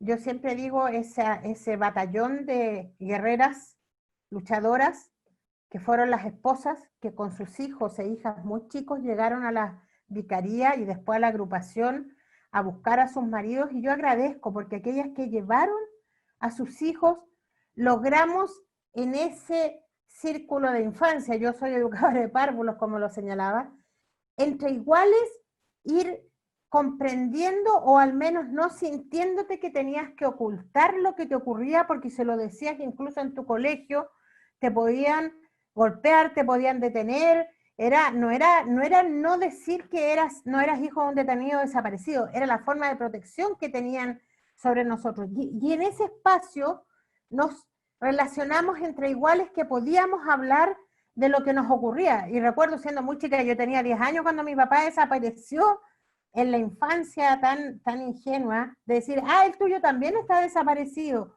como algo que en otros lados no podías decir. Y recuerdo que cuando llegábamos a la agrupación, teníamos un plazo de 6 meses desde que se hacía la denuncia hasta que reconocían que era un detenido desaparecido, que uno estaba en una etapa de transición antes de incorporarse a la agrupación de familiares de detenidos desaparecidos. Y yo recuerdo cómo uno deseaba que antes de esos 6 meses no entrar a esa oficina de la vicaría, miren que hasta recuerdo el número, la 214, que uno no quería llegar a esa oficina porque significaba que tenías un detenido o una detenida desaparecida. Quería hacer este alcance para reflejar la lucha que dio la agrupación. La lucha de la agrupación que yo creo que tuvo el mayor logro y que nunca se señala con esa fuerza. La lucha de la agrupación de familiares de detenidos y detenidas desaparecidas, la solidaridad internacional, pero también del pueblo de Chile bajo la dictadura, tuvo un gran logro, que fue que se detuvo a inicios del año 77 la detención masiva y secuestro y desapariciones de personas al interior del país. Eso no pasó en el resto del continente con esa fuerza. Los familiares hicieron tal fuerza de denuncia que se terminó la práctica de la desaparición forzada a partir del año 77, mediados del 77 para ser bien exacta. Y hubo 2 episodios posteriores solamente donde hubo otros compañeros detenidos desaparecidos que fueron hombres, que fue en el año 1984, Sergio Fernando Ruiz Lazo, que es un compañero del MIR, que ingresa clandestino a Chile, y que meses después su compañera se da cuenta que él fue secuestrado y hasta el día de hoy es un detenido desaparecido. Y en septiembre de 1987, cuando son secuestrados los 5 jóvenes militantes del Frente Patriótico Manuel Rodríguez, que son los últimos detenidos y detenidas desaparecidas. Y eso se hizo por una lucha que dio la agrupación, una lucha para detener las desapariciones. Al principio, igual que los familiares de los 43 desaparecidos de Ayotzinapa, salíamos con letreros que decían vivos los llevaron, vivos los queremos, y recuerdo el grito que se hacía en la calle. No aparecieron ni los nuestros ni los de Ayotzinapa. Porque la práctica de desaparición forzada efectivamente lo que persigue es que no aparezcan. Y cuando logramos encontrar algún detenido o detenida desaparecida, sigue siendo una víctima de desaparición forzada encontrada, porque la práctica de exterminio es esa. Esa práctica de exterminio que en los años 80 solo se practicaba con mucho dolor en el continente latinoamericano. Fíjense que decíamos, recuerdo un dibujo de Latinoamérica que decía América Latina, 90.000 detenidos desaparecidos, en el año 1978. Hace unos pocos años, un par de años, solo Guatemala tenía 150.000 detenidos desaparecidos. Y la práctica de la desaparición forzada hoy es una realidad en todo el planeta. La Federación Latinoamericana de Familiares de Detenidos Desaparecidos impulsó desde el año 1978 la creación de la Convención contra la Desaparición Forzada de Personas de la ONU, y peleó y dio una gran pelea para que esto fuera una realidad, para que la práctica se detuviese.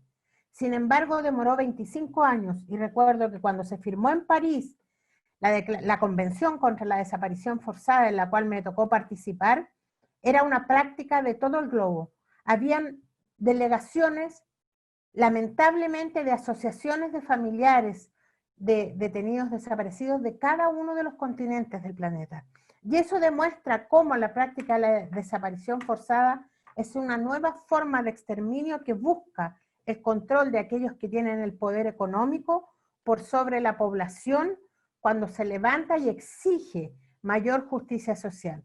Efectivamente, en nuestro país, las víctimas de desaparición forzada, porque son víctimas de desaparición forzada, eran luchadores sociales, la mayoría de ellos, de ellas, miembros, partícipes activos de organizaciones sociales y políticas que adhirieron al gobierno de la Unidad Popular, que eran de izquierda y que soñaban con un proyecto distinto para Chile, un proyecto económico distinto, social distinto, una institucionalidad distinta a la que tenemos hoy día en el país. Eso que ocurrió a partir del 11 de septiembre de 1973 y que se negoció para que la impunidad fuese una realidad respecto a esos crímenes a partir del 11 de marzo de 1990, es lo que facilitó y permitió dos cosas: profundizar y sostener el modelo económico neoliberal que se impuso durante los 17 años de dictadura, que se impuso ante un proyecto revolucionario que aportaba 40 medidas que buscaban justicia social para el pueblo, y se puso un modelo económico neoliberal que se ha profundizado durante estos años, y en la misma medida que se ha profundizado, se sostuvo la impunidad. Esa impunidad que es garantía absoluta para que ese nunca más, o las garantías de no repetición, no fueran una realidad en el país. Por lo tanto, lo que estamos viviendo a partir del 18 de octubre, en el inicio de la revuelta, pero quiero señalar, pero que vive el pueblo mapuche desde la década del 90, es la consecuencia de la coordinación del poder económico, civil y militar de sostener este modelo económico. Por lo tanto, todo lo que nos heredó la dictadura, en lo económico, en la falta de derechos de las personas, en la violación de derechos humanos en el presente y de manera sistemática a partir del 18 de octubre, tiene que ver con lo que se instaló a partir del 11 de septiembre y que buscó derrotar un legado de construcción de un poco más de un siglo que significó el movimiento popular en Chile. Por lo tanto, hoy día estamos enfrentando esta conmemoración del 30 de agosto, Día Nacional e Internacional de los detenidos y detenidas desaparecidas, en un contexto de revuelta, en un contexto de lucha y en un contexto donde podemos hacer esos cambios que se plantearon nuestros familiares, que se planteó ese pueblo luchador y que significa partir por una nueva constitución que es fundamental. Y para que esa constitución esté plagada de derechos, que esté llena de permitir y favorecer la dominación de la supeditación de los derechos de las personas por sobre la economía y el poder de la economía, es fundamental lograr y continuar con la manifestación popular, con la más amplia unidad y avanzar en el juicio y castigo a los responsables, porque la impunidad siempre va a ser garantía para volver a vivir desapariciones forzadas, torturas o crímenes.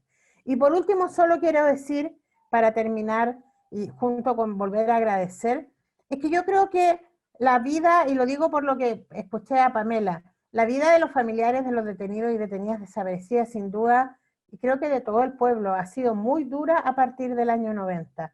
Pero yo creo que la esperanza en un camino distinto es lo que hoy día devuelve en la felicidad y la mística a este pueblo que creíamos y sentíamos que estaba perdida.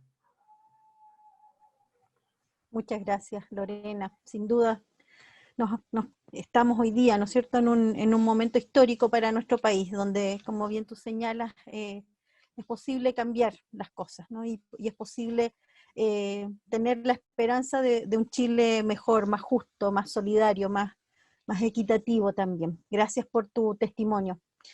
Han llegado algunas preguntas, también muchos comentarios que agradecemos, que después, si nos da el tiempo, vamos a poder darlos a conocer. Algunas preguntas que han ido saliendo y que están planteadas primero a modo general y después algunas muy orientadas a una de las expositoras, ¿no? Pregunta Jacqueline Durán Castillo: ¿cómo puede haber reparación si existe una retraumatización con las actuales vulneraciones a los derechos humanos? ¿Qué opinan en relación a esto que plantea Jacqueline?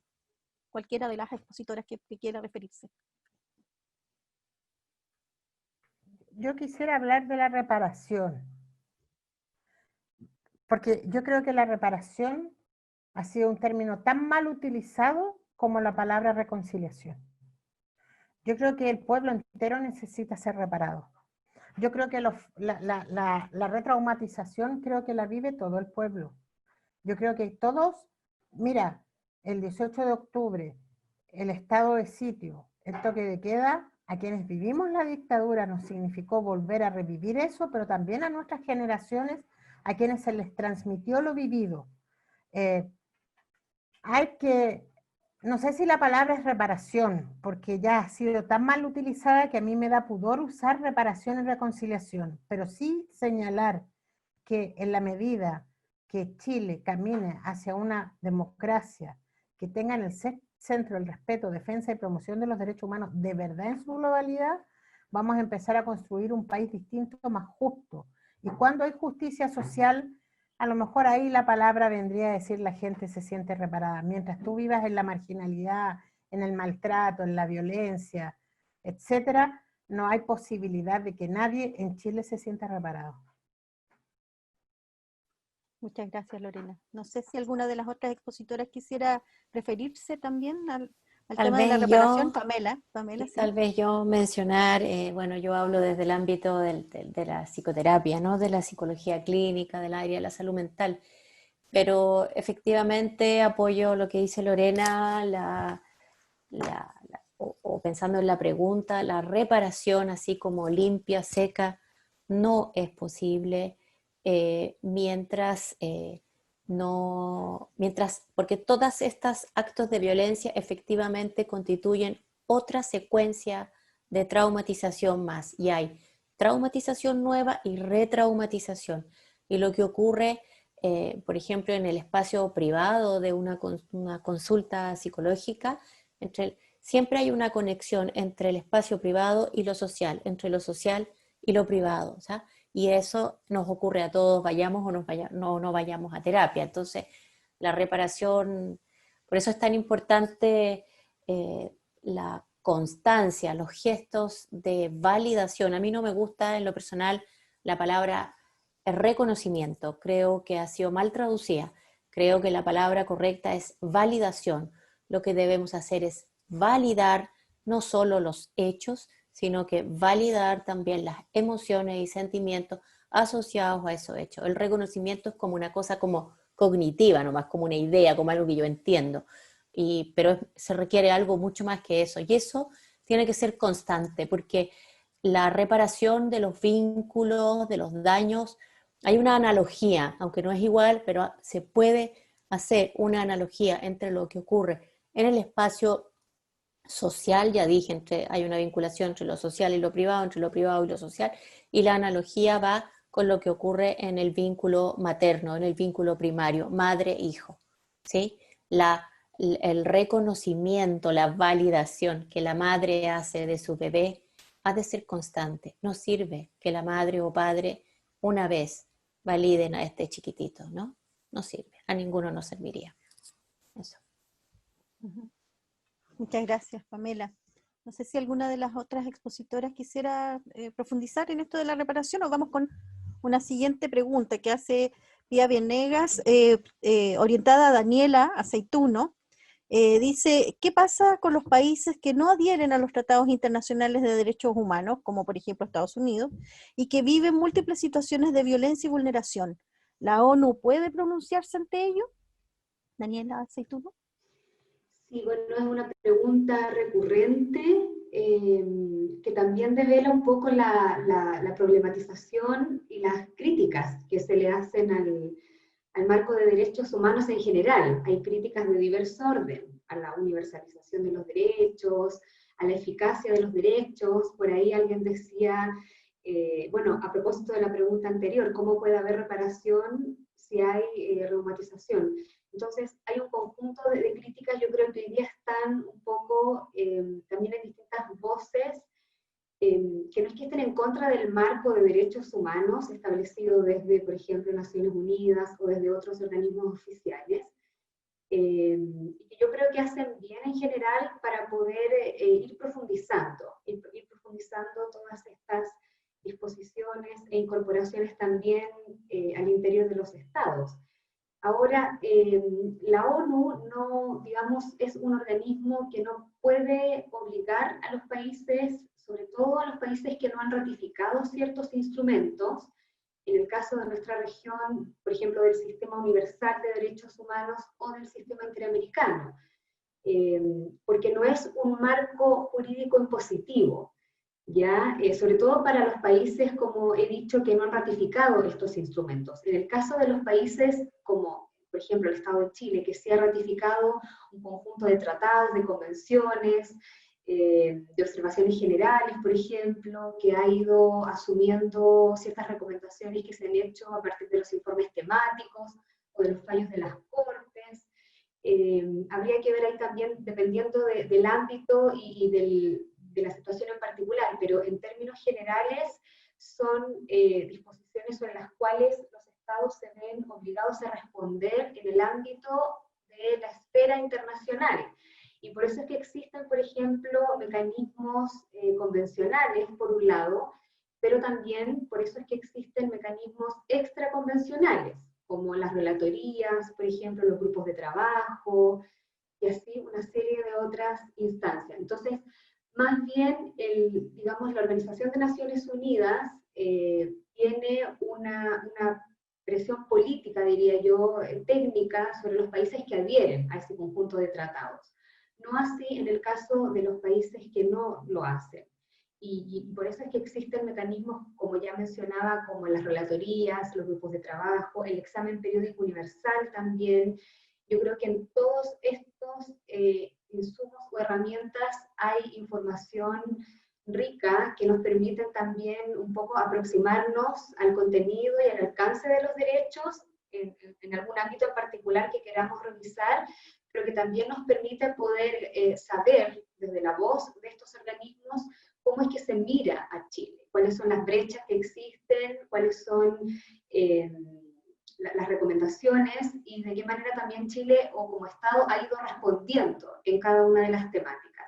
Entonces, yo pienso que es un buen diagnóstico, una buena herramienta, por ejemplo, para la incidencia, para la exigibilidad de los derechos y para poder también, por ejemplo, desde las organizaciones de la sociedad civil, ir empujando el horizonte ético, político, normativo de los derechos en tal o cual sentido. Eso podría yo decir en términos generales. Muchas gracias, Daniela. ¿Alguna más de las expositoras quisiera referirse a esa pregunta? ¿No? Hay otra que también nos hace Esther Pamela Sepúlveda Huayco. Dice para todas, ¿qué esperanza puede tener Chile si la historia después de tantos años se vuelve a repetir? Me imagino que se refiere a las situaciones de vulneración a los derechos humanos que hemos vivido en este último tiempo.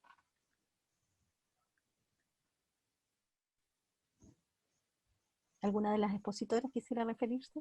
Sí, es una pregunta gigante. Yo creo que todas tenemos muchas preguntas al respecto, pero que por lo menos yo doy aquí una opinión muy personal. Creo que hay que seguir luchando. Creo que hay que seguir trabajando colectivamente. Creo que hay que seguir trajinando la historia y también develar aquello que ni siquiera está dicho. Por ejemplo, hay migrantes desaparecidos. Yo hago la pregunta así muy sinceramente, ¿a quién le importa un migrante? ¿A quién realmente le importa que haya desaparecido? Hay varios desaparecidos. Y sí, yo estoy muy de acuerdo con Lorena que esta es una política de exterminio. Esto no es solamente una voluntad que en algún momento le ocurrió algo a alguien, es una política de exterminio que sigue funcionando. Y si nosotros no seguimos denunciando, demostrando, develando lo que ha acontecido, de cierto modo somos cómplices de lo que sucede. Y efectivamente esto implica una educación transversal en donde personas como historiadores, antropólogos, gente que está en la filosofía, personas que han trabajado estas cuestiones deben salir solamente de la constatación actual e ir a buscar qué diantres pasa en el Estado. Hay que criticar al Estado, hay que colocarlo en el lugar culpable que tiene el Estado y sucesivos gobiernos. Y ahí a mí lo que me preocupa es que muchas veces se tiene temor de decir esas cosas para actuar de manera políticamente correcta, porque además los cálculos políticos, el poder, el interés por el prestigio hace que la gente diga ciertas cosas y otras no y se calle. Pero lo que ha sucedido durante la rebelión social de estos últimos meses, lo que sigue sucediendo ahora, la manera en que se ataca a la gente, la tortura contra las hortaliceras de Temuco, la tortura contra personas que toman presas, la práctica de colocar corriente en los cuerpos, tienen la máquina dentro de todos los lugares las policías. Y eso no puede ser una cuestión permitida en un país. ¿Cómo podemos hablar de democracia o cómo podemos hablar de derechos humanos cuando pareciera que dentro de esas dos palabras, y las pongo entre comillas, no caben todas las personas? Hay algunos que no los tienen. Entonces creo que tenemos que hacer un trabajo muy crítico al respecto y al mismo tiempo investigar, trabajar, escuchar testimonios, ir a buscar esa realidad y ahí sí yo creo que hay esperanza, si puedo responder de esa manera a la pregunta. Muchas gracias, María Emilia. A propósito justamente de lo que tú planteabas, ¿no? De esos otros desaparecidos que probablemente no nos referimos a ellos. Pregunta Nini Pérez. Sin el ánimo, dice, de quitarle importancia al tema principal, quiero emplazar a las expositoras a referirse a las condiciones y desapariciones de cientos de niños desde el Sename en democracia. ¿Qué pudiesen decir o comentar en relación a esto que plantea una de nuestras participantes? Yo solo comienzo para que ustedes sigan. Yo me referí a eso desde el comienzo. El Sename es una institución criminal, asesina. Y quienes han actuado en su interior han sido cómplices y también criminales. Por lo tanto, yo no puedo dejar a la institución Sename por fuera de este lugar y además recordar, eso Lorena lo sabe muy bien, que hay lugares donde estuvieron muchos presos políticos que se convirtieron después en lugares donde hoy día a los niños y a las niñas del Sename. Esa institución debería desaparecer.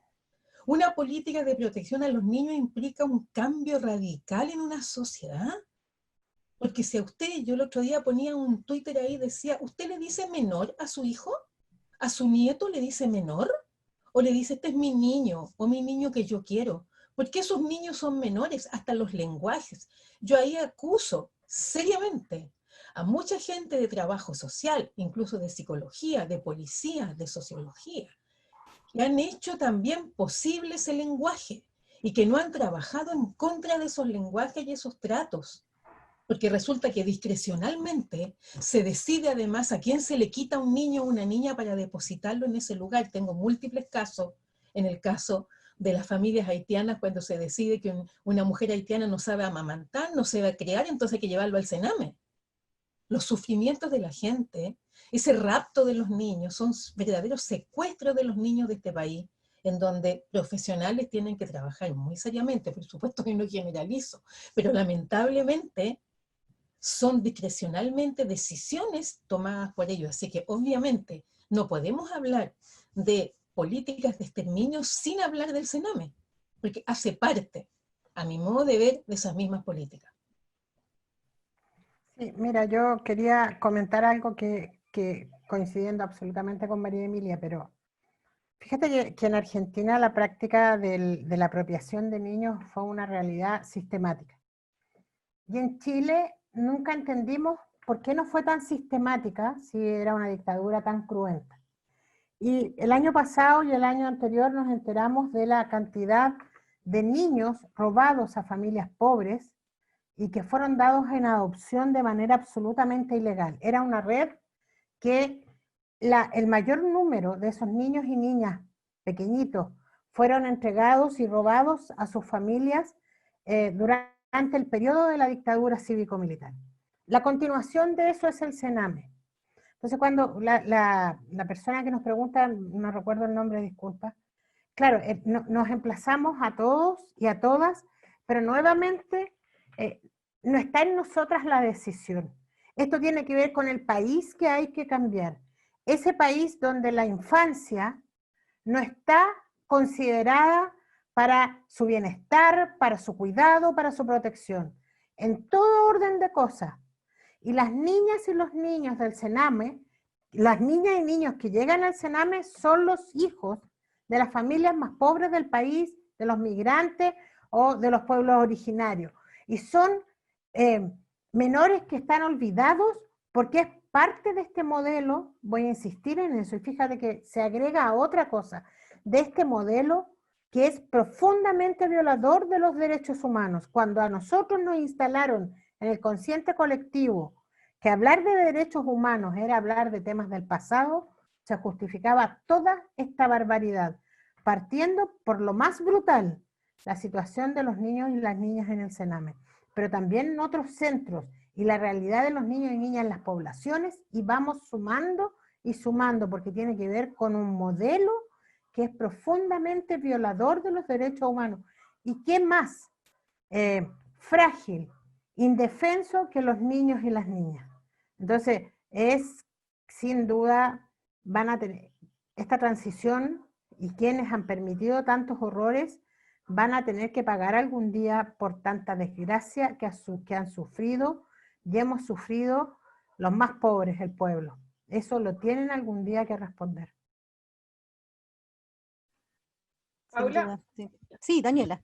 yo quería referirme un poco a la pregunta anterior, pero que de todas formas aborda las preguntas por el Sename, por la reparación, que tienen que ver, bueno, primero como desde una opinión personal, que yo creo mucho más como en la construcción desde abajo que en apelar al sentido moral de los opresores.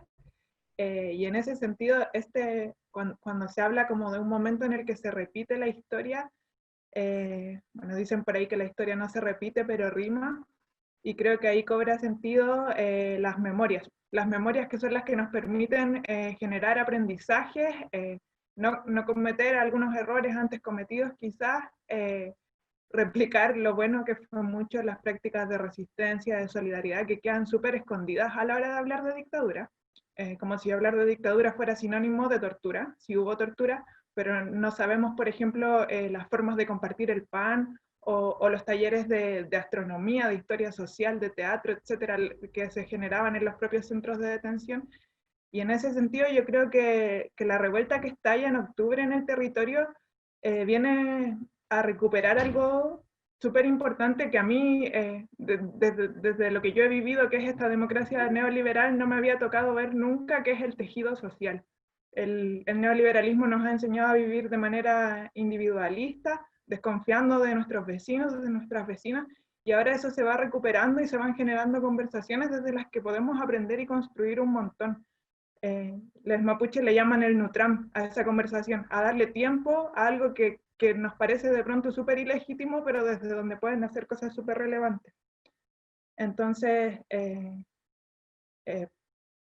efectivamente, vemos desde octubre a la fecha un nivel de represión que no habíamos visto, pero es porque el modelo, o no sé si un modelo, quizás los modelos de dominación interseccionales en los que vivimos, se ven amenazados de una forma que no se habían visto antes. No lo diría de forma muy triunfalista todavía, pero sí en la historia reciente, los últimos, desde el fin de la dictadura, digamos, se ven cuestionados como nunca. Exacto. Hay una última pregunta, porque ya estamos en la hora, que señala Carlos Campos, dice, ¿qué debemos hacer todos los chilenos responsables de la mantención de la no defensa de los derechos humanos? ¿Por qué todos? ¿Por qué unos lo defienden y otros votan, dice, equivocadamente por un sistema de gobierno que vive con miedo en la medida de lo posible? Nos interpela ahí la pregunta de Carlos. ¿Qué debemos hacer todos los chilenos? ¿Alguna de las expositoras quisiera referirse? Lo que pasa es que hablar del deber hacer de todos siempre es un problema, ¿no? Porque hay una cosa que se llama conciencia, y la conciencia tiene muchos apellidos. Quizás yo me quedo con la conciencia clase, que es la que me enseñó mi padre y mi abuelo, y que me sirve para decir que el caminito es el mismo que me enseñaron para decirme, no olvides nunca dónde naciste, de dónde vienes, quiénes son tus abuelos, y que fueron clases trabajadoras. Ya, por ahí uno se puede encontrar con algunos caminos. Ahora, sería maravilloso para responderle a usted que todos deberíamos tener al menos conciencia del otro, de la otra que construimos como tal, y que pudiéramos pensar en cuestiones como la dignidad, la igualdad, por ejemplo, la solidaridad. Cosas muy sencillas, quizás no tendríamos que dar o pensar en grandes discursos, o como bien dice Daniela, no situarse en grandes momentos, ¿no? Sino en pensar cómo vivimos la vida todos los días, cómo actuamos frente a quien vemos sufrir. ¿Nos emocionamos con su sufrimiento o pasamos indiferente al lado?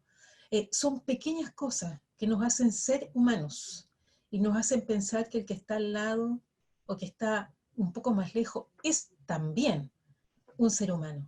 Creo que la cuestión de la humanidad hay que repensarla a la luz de la vida de todos los días. Quizás lo que a uno le enseña la vida a palos, ¿no?